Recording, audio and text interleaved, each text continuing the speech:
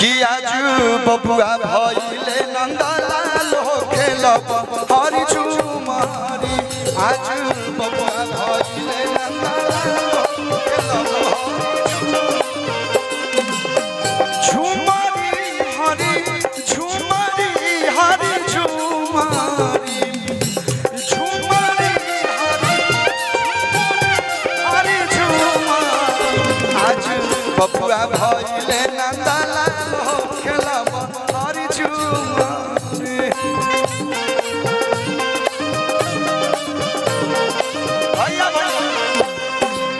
तू कहा तारू नाचे के असल पैसा नाच काने तनी मनी हाई लोग हाला को के ताली बजा ले तो तनी मन कर लियो देखिए एक गीत पे हमरा तनी मनी हाई कमरे वाला डांस वाला बाकी कुछ ना है इधर आ झूमरे झूमरे हरी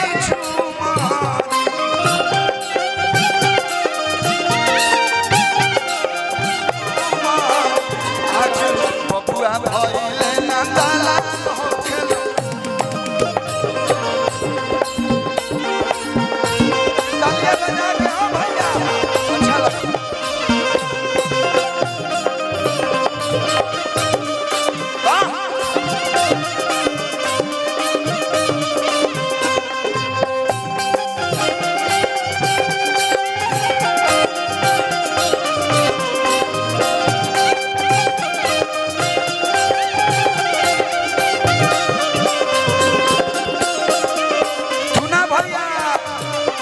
ले चलो हो तुम्हारा हाईवे पर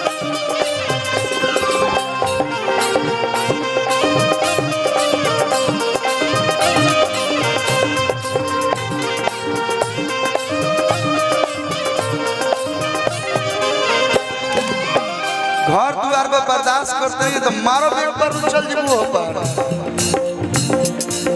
खंड हो या जिला भोजपुरी से हिला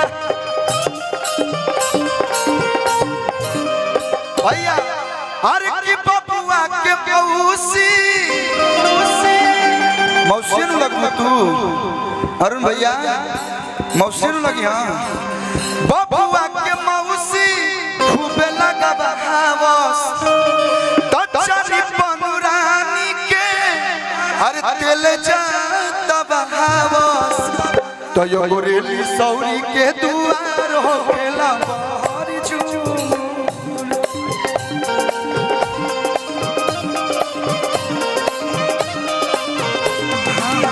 गोरेली सौरी के दुआर हो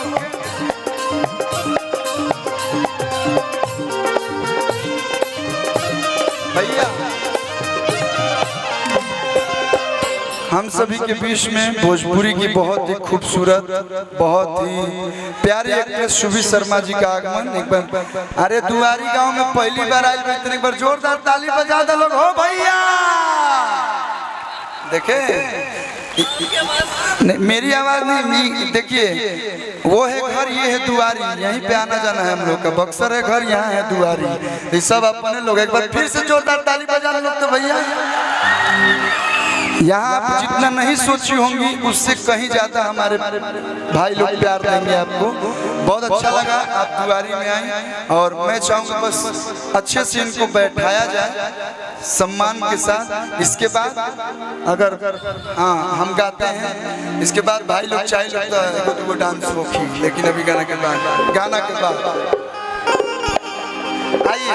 हाँ